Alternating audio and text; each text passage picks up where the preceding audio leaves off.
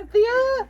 How are you today? I'm fine. How are you today? I'm really good because today is the day. Ooh, what day is that? It's the second leg. You know, I have 2 legs. That's not what you meant. Can we cut that? Every time I talk about this journey with my family and I talk about like 3 or 4 or 5, my brother is like super smart alecky about, well, how many legs do you need? Right. So I Because couldn't brothers resist. brothers are that way. Yeah. Anyhow, leg 2. Leg 2 it is. Woohoo! Where are we going this time? Well, it's a large body of water Okay. known as the Chesapeake Bay. Okay. The Chesapeake Bay is crucial to like the entire Maryland economy. Like everything centers around the bay. So while the bay is technically not like land Mm-hmm. in Maryland, it's still water in Maryland. Mm-hmm. And it's really super, super significant that so much so we decided to give it its own clue. Oh, cool. Well, I know that every time I go driving near that area, and I mean miles away from it, Right. you see all these signs about Chesapeake Bay watershed. And, you know, so they're very worried about dumping things into the bay. But it's not just down there. Right. When I moved up here, Yeah. it surprised me to see signs here in Pennsylvania about the Chesapeake Bay watershed program. Absolutely. And I hadn't realized how extensive the watershed is. Mm-hmm. But it encompasses 6 states. Wow. 6 states have, you know, rivers and tributaries that eventually go out to the Chesapeake Bay. That's really interesting. I Yeah. would have thought maybe 3 or 4 at most. No, 6 is a 6. lot. Yeah. Wow. So when I was in elementary school and learning about Save the Bay, Mm-hmm. you know, in the 80s, Right. like I never dreamed that it was talking about anything other than my local area, but it really Wow. is quite extensive.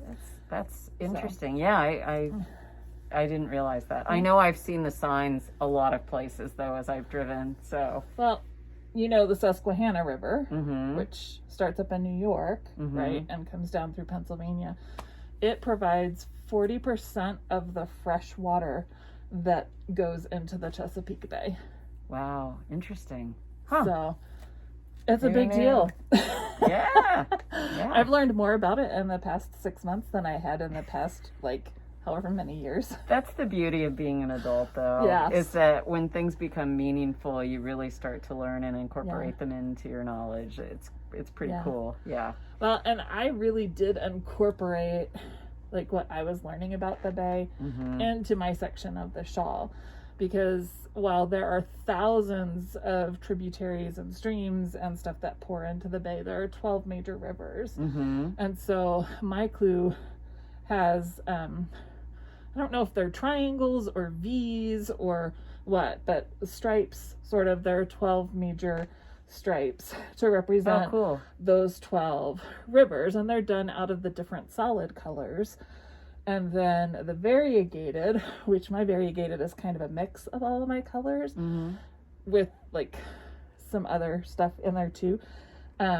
That's there to kind of represent the ocean water because the bay is a mix. It's the largest estuary in North America. Yeah, and so an estuary is just a place where fresh water and salt water mix, and it creates this brackish water, which is really good for habitats for animals and species. And that's kind of where you went Mm-hmm. with your bay inspiration. Guess what my inspiration is? Oh, That's walking sideways. the creepy, the creepy crawly things that people love to eat. Yeah, I actually don't, but I think they're graphically I don't so either. beautiful. Yeah, okay, so here's 2 non-crab eating people. Right. But the crab in my clue is really fun. It's so cool looking, I think. He is really cute. Yeah, He's really fun. cute. I was very reticent about Mr. Krabby. Mm-hmm. And part of my reticence was because I don't tend to wear things that have logos or like big emblems and stuff on them. So that was just a personal preference there. But also, I'm not super experienced with intarsia, which is the knitting skill that you used for your clue. And I was very nervous about it. But I remembered the lessons I learned. Okay. When we did Intarsia 101 a couple of years ago. You made up a pattern to teach that, and I think it's called Mug Mats, Intarsia 101 Mug Mats or something like that. And so I remembered the things that I had learned back when I did that, and I was able to do Mr. Crab pretty well. Yeah. So, and I would say if you are, if you've never done Intarsia before, Mr. Crab is not your place to start. Right. It is not a good starting place. There's a lot of little pieces and details. You're going to have a lot of thread dangling down in the back. And it's going to be a little bit overwhelming, I admit. So I would suggest, if you want to do the crab, which I encourage you to get the Intarsia 101 mug mat pattern first and do that. I do have a video on Intarsia, but honestly, starting with something simple is a better idea because there's a lot with the crab. Well, and I love your Really Clear 101 pattern series because you do take the time to write out explanations of what this particular skill is and how to do it. And that is not necessarily included in the road trip pattern because we're not using road trip as a teaching a skill. Exactly. So that's one of the advantages. Yeah. But can we just define Intarsia real quick? Because we're just throwing that around. That's true. Intarsia is starting with one color. It's color blocks. So it's starting with one color, dropping that color completely, and then going to the next color. And then dropping that color completely and going to the next color. And it often involves pretty long lengths or motifs. So in Fair Isle, for example, you may have a series of cats going around a stocking or a hat or something like that. And in Intarsia, you would have one cat in the center with everything plain maybe around it. So you're not carrying your yarn back. You're actually dropping the yarn and picking up new colors as you go from space to space in the Intarsia. So it's actually, I learned how to knit when Intarsia sweaters were super popular, and I made a bunch of them. I really, really loved them. I had fuzz all over them, and it was cool. I'd have big patches of fuzz and motifs and everything, and I still to this day regret that I don't have a lot of those sweaters anymore. But they were cool, and they were a lot of fun for me. I love watching Intarsia patterns grow. Because as you start working on them, the animal you're making or whatever it is you're making starts kind of coming to life. And it's like watching a brick wall being built, you know, as it just kind of climbs. I think it's exciting. It was neat to see it come together. It was interesting to me, like, for some of the sections I used pretty short lengths of yarn, right? You know, sometimes I only needed to do like half a dozen stitches, and so I had a short piece of yarn like this, and other places it was going to be a big block of color, so I did a really long piece of yarn. And I took a page from your book, and I didn't use bobbins. I didn't wind my thread at all around anything, and I really liked it because I found, like, if I had had a lot of bobbins hanging, I feel like they would have gotten tangled and caught on each other. They do. But with having my thread loose, like every time I picked up the new thread, I just pulled out like this and dropped, and it kept it untangled as I was going. That's exactly right. So I really liked that, even though like when I put it in the bag, it was kind of like a royal mess.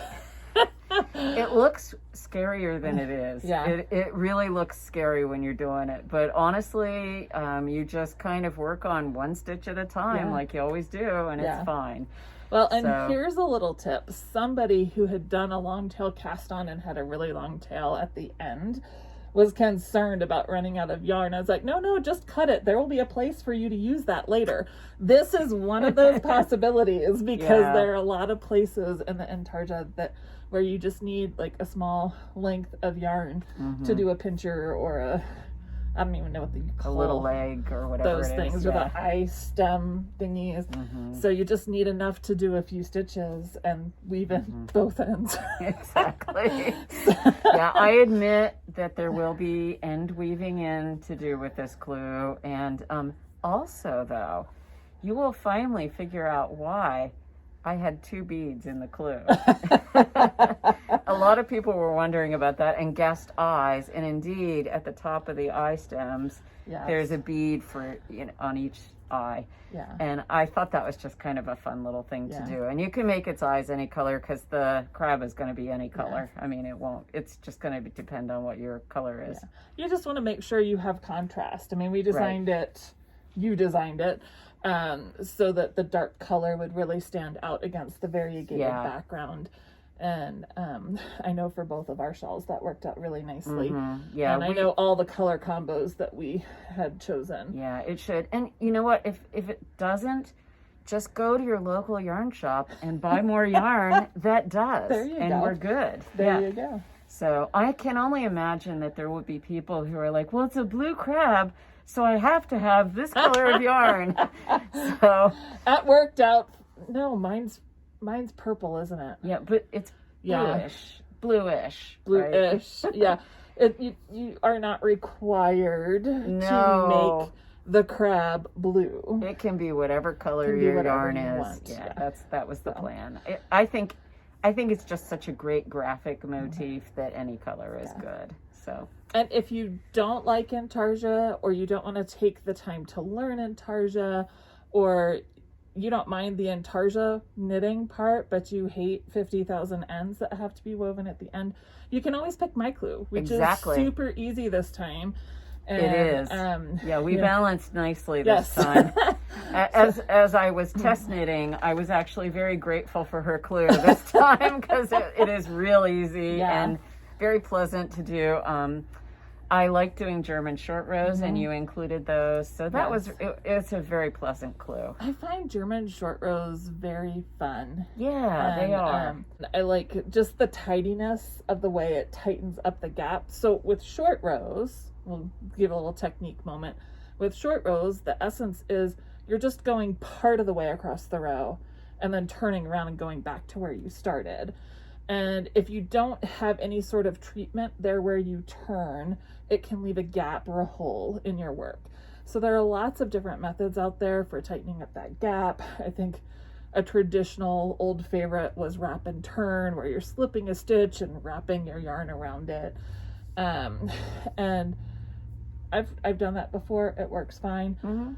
I just found I like German short rows better, and I think it just goes smoother. And I It's don't. faster. Yeah, I don't Way like faster. things where I have to like, okay, now move this and drop this and pick this up. Like I'm Right. Yeah. really all it's- about like, let me just keep knitting, please. It's so efficient. I really like them. Yeah. So and So- they're easy peasy. Yeah. So it's Well, good. And I did create a bonus video this time because one of the things I learned when I was designing this section is that you do the first half of the rows. It's like 50, I don't even remember how many rows.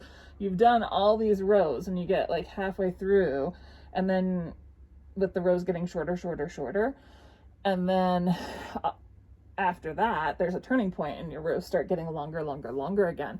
And as you're working those rows that are getting longer, you're knitting past where you had done your turn on the previous row.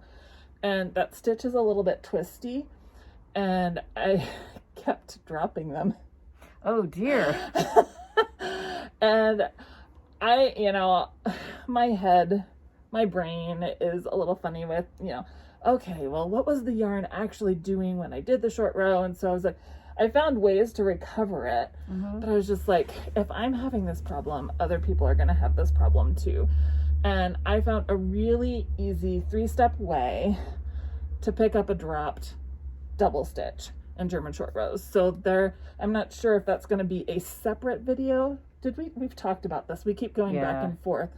I think it's going to be a separate video just so that when you get to that moment where you've dropped a stitch, you only have to go find that one thing. But yeah, just because no one wants to rip out 40 or 50 rows to get back to where you originally made that double stitch. That's not we're not gonna happen. That. No. So if you are worried about that, don't worry. It's really simple to pick up that double stitch. Great. And that video will be there. Okay. We have a plan. We have a plan. I think they need to get busy now because there's a lot to do this time. There sure is. Yeah. And as always, there will be a prize. Yes. A drawing based on if you post a picture of your finished clue in either our Road Trip Mystery Facebook group or on the Ravelry thread, you get entered into the drawing to win a prize. And it's not a speed contest. We don't want anyone injuring themselves because they want to be first. That's not how this works. My clue isn't fast anyway. The pictures are just now rolling in from people who are finishing my clue. Right, from leg exactly, one. exactly. And your clue, it's like they were done in like a day or two. Right. So yeah, we'll switch places this yes, time. It'll be the other way around. But yeah, post a picture of your finished leg 2 and you will automatically be entered to win, entered in the drawing to win a prize. Sometime in the next 2 weeks, we'll be dropping a picture of the prize on social media so you can see what you're going for here. So keep your eye out and we will be very excited to see your progress of all your shawls. We have really enjoyed seeing leg 1. Absolutely. So yeah, so I can't wait to see leg 2. And it'll be interesting to see if anyone starts to figure out the shape of our shawl this time. It's gonna get even a little more mysterious, I think. I think this time is gonna go weird. Yeah, yeah. So good luck figuring it out. We hope that you do, in a way. Well, we approach the shaping very differently. Yeah. So anyway, yeah, part of the mystery, we're growing our shawl a little bit at a time, and that's part of the fun. It is. It's fun. So. Anyway, so have a good couple of weeks here. Yes. And we'll be back in 2 weeks with leg 3. Okay. I'm looking forward to that too. Happy knitting.